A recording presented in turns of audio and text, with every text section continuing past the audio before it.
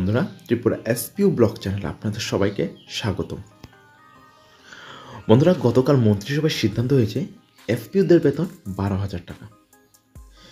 এতে করে অনেক এসপিউরা কিন্তু খুশিতে আছেন, কিন্তু ততটা কিন্তু বেতন এখানে বৃদ্ধি হয়নি। তো এখানে অন্যান্য খবরাখবর রয়েছে, যেমন চাকরির দুয়ার খুলেছে সরকার, মন্ত্রিসভার সিদ্ধান্ত হয়েছে আরও অনেক। তো বাকিগুলো নিয়ে এখন আমরা কথা বলছি না। এখন আমাদের মেন টপিক রয়েছে এসপিউদের নিয়ে। ত্রিপুরা রাজ্যে দেখুন, এসপিউদের বেতন 12,000 টাকা। সেটা কিন্তু তার পিছনে অবদান রয়েছে, সবচেয়ে বেশি অবদান রয়েছে। আজকে যে এসপিউদের বেতন 12,000 টাকা হয়েছে, সেটা ভুলে গেলে চলবে না। সেটার জন্য অবদান রয়েছে আমাদের পুরনো যে এসপিউ দাদারা রয়েছে তাদের জন্য। কেন তারা হাইকোর্টে কেসটি ফাইল করার পরেই কিন্তু কেসটি নিয়ে তারা অনেক দিন যাবৎ কিন্তু কেসটি নিয়ে লড়েছেন, ঠিক আছে। তারা অনেক অক্লান্ত পরিশ্রম করেছেন এবং এই কেসটিকে অতদূর নিয়ে যাওয়ার জন্য। প্রথমবার যখন সিঙ্গেল বেঞ্চে কেসটা হেরে গিয়েছিল, অনেকের আশা কিন্তু ভেঙে গিয়েছিল যে এসপিউদের বেতন হয়তো বাড়বে না। তো তখন যে আমাদের শ্রদ্ধেয় দাদারা রয়েছে, যেমন সমরজিৎ দা রয়েছে, সমরজিৎ দেববর্মা দাদা, এবং আরও অনেকজন রয়েছে, তাদের আমি সঠিকভাবে নাম হয়তো আমার জানা নেই। তো এখানে ওই দাদাদের ভূমিকা অনেক রয়েছে। তারা কিন্তু রাত দিন অক্লান্ত পরিশ্রম করেছেন এবং তারা কিন্তু যে মাননীয় হাইকোর্টের উকিল রয়েছেন তাদের সাথে কথা বলেছেন এবং অক্লান্ত পরিশ্রম করেছেন তারা। তো ডিভিশন বেঞ্চে যখন এই কেসটি পুনরায় উঠেছে এবং এসপিউরার পক্ষে গিয়েছে রায়টি, তখন কিন্তু মাননীয় হাইকোর্ট নির্দেশ দিয়েছে যে 4 মাসের মধ্যে এসপিউদের বেতন ভাতা বৃদ্ধি করার জন্য। তো তার মধ্যে দিয়ে পঞ্চায়েত নির্বাচন চলে গেল। তো এখন আবার বন্যা রয়েছে, সেই জন্য হয়তো 4 থেকে 5 মাস সময় লেগেছে। 5 মাসের মধ্যে কিন্তু এসপিউদের বেতন 12,000 টাকা হয়েছে। এই যে 12,000 টাকা হয়েছে, সেটা কিন্তু আজ থেকে 2-3 মাস আগে কিন্তু আমাদের শ্রদ্ধেয় সমরজিৎ কিন্তু অনেক গ্রুপের মাধ্যমে বলেছে যে এসপিউদের বেতন 12,000 টাকা হওয়ার সম্ভাবনা, সেটা কিন্তু আগেই বলে দিয়েছে। তো ওই দাদারা কিন্তু অক্লান্ত পরিশ্রম করেছেন। এসপিউর পক্ষ থেকে ওই দাদাদের অসংখ্য ধন্যবাদ এবং ত্রিপুরা মাননীয় হাইকোর্টকেও অসংখ্য ধন্যবাদ। এসপিউদের বেতন বৃদ্ধি করার জন্য মাননীয় হাইকোর্টের অনেক অবদান রয়েছে, এসপিউ দাদাদের অনেক অবদান রয়েছে। তো এখানে দেখুন, নিউজ পেপারও পাবলিশ হয়ে গেছে এসপিউদের বেতন, সেটা নিয়ে আমি এখন বিবৃতি পড়ছি না। এখানে আমি এখন যে ত্রিপুরা মাননীয় হাইকোর্টের উকিল রয়েছেন আমাদের শ্রদ্ধেয় পুরুষোত্তম রায় বর্মন, উনি কি বিবৃতি দিচ্ছেন এসপিউদের কথা নিয়ে, সেটা এখন দেখার বিষয়। তো ভিডিওটি ধৈর্য ধরে দেখুন এবং কি বলছে সেটা মন দিয়ে শুনুন। আমি বিষয়টা সম্পর্কে সম্যকভাবে আমি কৌশিক সমরজিৎ আমরা সম্যকভাবে ওয়াকিবহাল, কারণ আমরা এসপিউদের জন্য মামলা লড়েছি 2000 এসপিউর জন্য। আর রাজ্য মন্ত্রিসভা যে সিদ্ধান্ত নিয়েছে জানলাম, এটা তো আদালতের নির্দেশ নিতে বাধ্য হয়েছে। আচ্ছা, এটা তো রাজ্য মন্ত্রিসভার বদান্যতায় নয়। আদালত, আমাদের ত্রিপুরা উচ্চ আদালত ডিভিশন বেঞ্চ প্রধান বিচারপতি অপরেশ কুমার সিং এবং বিচারপতি সব্যসাচী দত্ত পুরকায়স্থ, তাদের ডিভিশন বেঞ্চ 15ই মার্চ 2024 এসপিওদের রিট আপিল মামলায় রাজ্য সরকারকে স্পষ্টভাবে বলেছিল যে এসপিওদের ভদ্রস্থ জীবন ধারণ করার সাংবিধানিক অধিকার রয়েছে সংবিধানের 21 ধারায়, এবং রাজ্য সরকারকে বলেছিল যে আর্মড প্রাইভেট সিকিউরিটি গার্ড তারা মাসে তাদের যে ন্যূনতম মজুরি 12,000 টাকার উপর, 12,050 এরকম, আর সেখানে এসপিউদের ন্যূনতম মজুরি হচ্ছে 7,500 টাকা। অন্যদিকে এসপিউরা পুলিশ কনস্টেবলদের মতো সমস্ত দায়িত্ব পালন করেন। সেক্ষেত্রে রাজ্য সরকারকে 4 মাস সময় দিয়েছিল উচ্চ আদালত, আগামী 4 মাসের মধ্যে রাজ্য সরকারকে এসপিউদের ভাতা বৃদ্ধির প্রশ্নে সিদ্ধান্ত গ্রহণ করতে হবে, এবং সিদ্ধান্ত গ্রহণ করার ক্ষেত্রে উচ্চ আদালতের নির্দিষ্ট পর্যবেক্ষণ যে যেখানে প্রাইভেট আর্মড সিকিউরিটি গার্ডদের ন্যূনতম মজুরি রাজ্য সরকার নির্ধারণ করেছে 12,000 টাকার কম নয়, সেটাকে মাথায় রেখে এসপিওদের ন্যূনতম মজুরি পুনর্নির্ধারণ করতে হবে। 4 মাস সময় দিয়েছিল 15ই মার্চ। এর মধ্যে 4 মাসের মধ্যে যাতে তারা সিদ্ধান্ত নেয়, যাতে তারা 4 মাসের অতিরিক্ত সময় নষ্ট না করে, তার জন্য আইনজীবী কৌশিক এই পুলিশের ডিজি এবং হোম সেক্রেটারিকে চিঠিতে বলেছিল রাজ্য সরকারকে 4 মাসের সময় দিয়েছে, 4 মাসের মধ্যে তোমাদেরকে উচ্চ আদালতের রায় মোতাবেক এসপিওদের ভাতা পুনর্নির্ধারণ করতে হবে, ভাতা বৃদ্ধি করতে হবে। যদি না করো তোমাদের বিরুদ্ধে আমরা আদালত অবমাননার মামলা করব। সেই পরিপ্রেক্ষিতে রাজ্য সরকারের কাছে কোনো উপায় ছিল না ভাতা বৃদ্ধি না করে। এটা রাজ্য সরকারের বদান্যতায় হয়নি, কারণ সুশান্ত চৌধুরী মাননীয় মন্ত্রী উনি কিন্তু সবটা বলেননি, তথ্য গোপন করেছেন। উনি ওনার স্বার্থেই করেছেন আমি বলবো। এটা বলা উচিত ছিল উচ্চ আদালতের পর্যবেক্ষণ, উচ্চ আদালতের রায়কে মান্যতা দিয়ে রাজ্য সরকার উচ্চ আদালতের সিদ্ধান্ত কার্যকর করেছেন। ঠিক, কারণ এখানে স্পষ্টভাবে বলা হয়েছে 4 মাসের মধ্যে ভাতা বৃদ্ধি করতে হবে। ভাতা বৃদ্ধি করার ক্ষেত্রে এটা লক্ষ্য রাখতে হবে যাতে এসপিওদের সংবিধানের 21 ধারা অনুযায়ী ভদ্রস্থ জীবনযাপন করার অধিকার, ডিসেন্ট লাইভলিহুড। এবং উচ্চ আদালত বলেছিল 7,500 টাকা দিয়ে ভদ্রস্থ জীবন দাঁড়ানো সম্ভব নয়। এবং রাজ্য সরকার যেহেতু প্রাইভেট সিকিউরিটি গার্ডদের, প্রাইভেট সিকিউরিটি গার্ডদের ন্যূনতম মজুরি 12,000 টাকা নির্ধারণ করেছে। 12,000 টাকা করতেই হবে, না কোনো উপায় নেই। এবং এটাও বলেছিল তোমরা এসপিওদের কয়েক দশক ধরে ব্যবহার করছো। এটা কিন্তু রায়, আদালতের রায়ের ফলে। আচ্ছা, আমি একটু তাহলে এই কারণে আমাকে যখন এই সিদ্ধান্ত জানানো হলো, সাংবাদিকরা আমাকে জানতে চেয়েছে, আমি স্পষ্ট করে বলেছি এটা রাজ্য সরকারের বদান্যতায় নয়। রাজ্য সরকারের কাছে উপায় ছিল না এই সিদ্ধান্ত গ্রহণ না করে।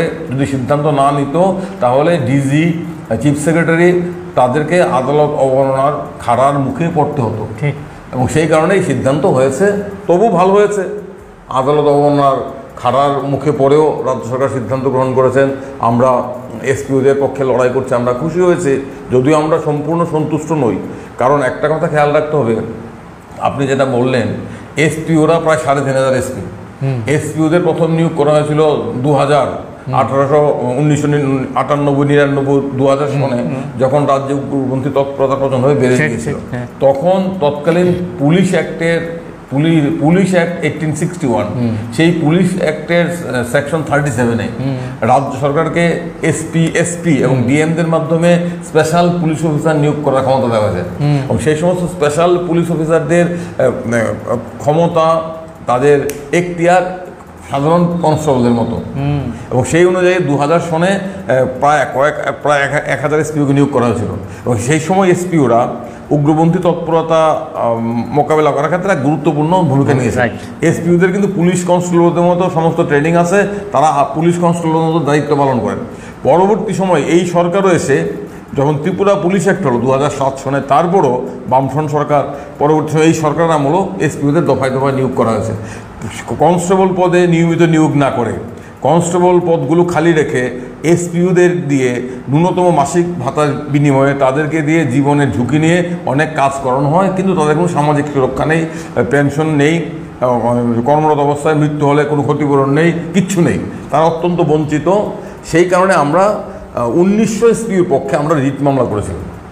আমাদের বক্তব্য ছিল রিট মামলায় আমরা 4-5টা বক্তব্য ছিল। প্রথমত হলো পাঞ্জাবের এসপিওদের সুপ্রিম কোর্টের নির্দেশে যেভাবে নিয়মিতকরণ করা হয়েছে, একই নির্দেশ আমাদের ক্ষেত্রে প্রযোজ্য। পাঞ্জাবি এসপিওদের নিযুক্ত করা হয়েছিল একই আইনে, সেক্ষেত্রে সুপ্রিম কোর্টের নির্দেশে তাদেরকে নিয়মিতকরণ করা হয়েছে। আমাদের এসপিওদের নিয়মিতকরণ করতে হবে। আরেকটা বক্তব্য ছিল যে হোমগার্ডদের ক্ষেত্রে, আপনারা জানেন হোমগার্ডদের ক্ষেত্রে আমরা মামলা করেই 2017 সনে হোমগার্ডদের ন্যূনতম মজুরি আমরা 18,000 টাকা করেছিলাম। আমরা বলেছিলাম এসপিওরা হোমগার্ডদের সমতুল্য মজুরি পেতে পারে। দুটো দাবি ছিল আমাদের এবং তাদের নিয়মিতকরণ করা। মাননীয় একক বিচারপতি আমাদের দাবি মানেননি, রিট আপিল, আমাদের রিট মামলাগুলো খারিজ করে দিয়েছিল। পরবর্তী আমরা রিট আপিল করি আমাদের ত্রিপুরা উচ্চ আদালতের ডিভিশন বেঞ্চে রিট আপিল আমাদের বক্তব্য ছিল পাঞ্জাবের মামলার মতো পাঞ্জাবের ক্ষেত্রে সুপ্রিম কোর্টের রায় আমাদের ক্ষেত্রে প্রযোজ্য। আমাদের উচ্চ আদালত সেই বক্তব্য গ্রহণ করেনি, কিন্তু উচ্চ আদালত হোমগার্ডদের 18,000 টাকা বেতন এটাও গ্রহণ করেনি। কিন্তু একটা বক্তব্য আমাদের মেনে নিয়ে বলেছে যে এসপিওরা যে ভাতা পাচ্ছে 7,500 টাকা, এবং এসপিওরা এটা অত্যন্ত কম, অত্যন্ত স্বল্প, এবং এটা এসপিওদের যে জীবন ধারণ করার অধিকার, রাইট টু লাইফ, এটাকে ভায়োলেট করছে। সেই কারণে মাননীয় উচ্চ আদালত স্পষ্টভাবে কতগুলো পর্যবেক্ষণ দিয়ে বলেছিল, এবং এই পর্যবেক্ষণের নির্যাস দ্বারায় কোনোভাবে এসপিওদের মাসিক ভাতা 12,000 টাকার কম হতে পারে না।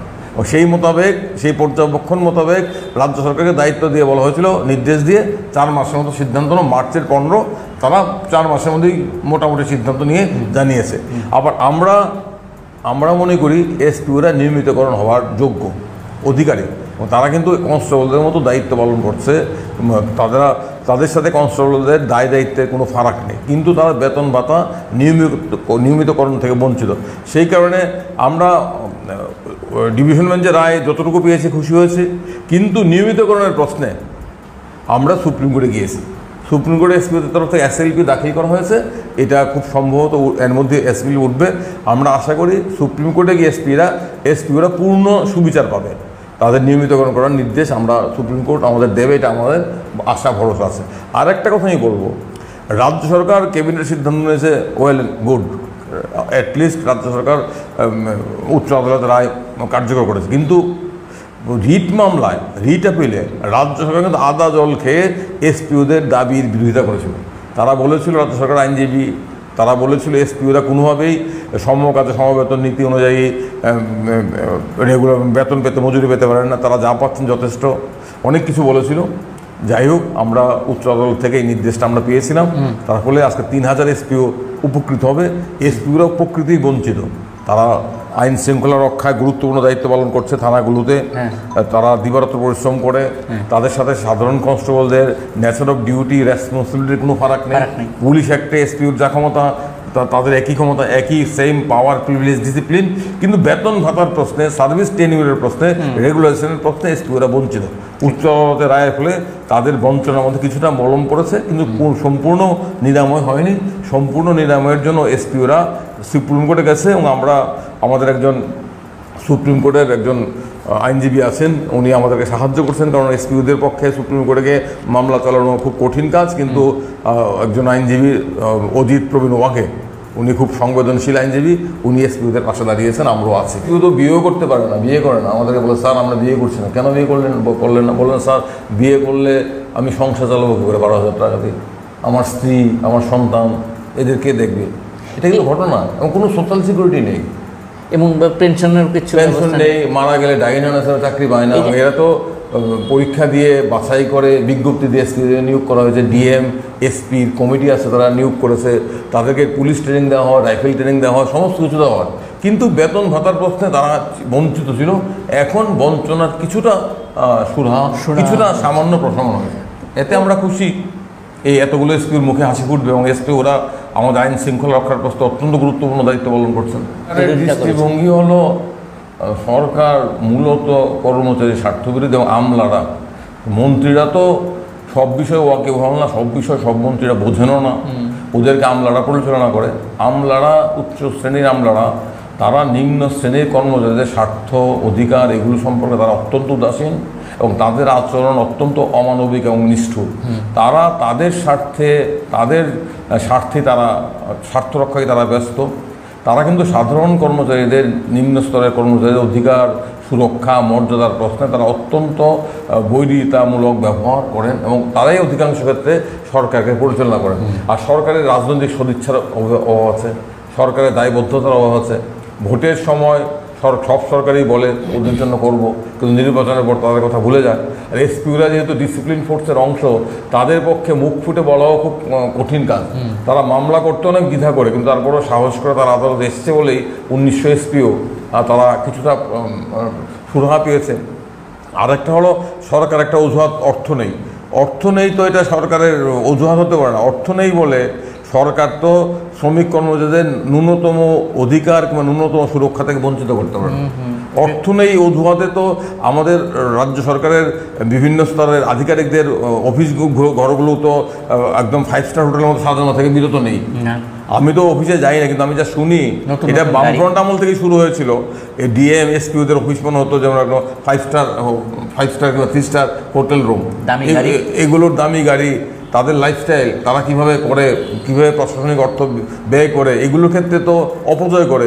এগুলো কোনো সরকারই নিয়ন্ত্রণ করে না, কারণ সব সরকারই মূলত আইএস অফিসারদের, আমলাদের হাতের পুতুল হিসেবে থাকেন। কারণ মন্ত্রীরা সেই রকম দক্ষতা, সেরকম অভিজ্ঞতা, সেরকম কমান্ড দুঃখজনক হলো অনেকের থাকে না। আমলারাই মন্ত্রীদের পরিচালনা করে অনেক ক্ষেত্রে, মন্ত্রীরা আমলাদের পরিচালনা করে, এটা অনেক খুব কম ক্ষেত্রে হয়। সময় নষ্ট করা, মন্ত্রিসভাতে একটা রাজনীতিও নেই তাহলে দেখা যাচ্ছে। মন্ত্রিসভা, আমি তো মন্ত্রিসভাকে মন্তব্য করা ঠিক না, আমি মন্তব্য করবো না, ওটা অন্য প্ল্যাটফর্মে আমরা বলি। এইগুলো তো এই জুট মিলের মামলা, গাধা জল খায়, জল ঘোলা করে খায়।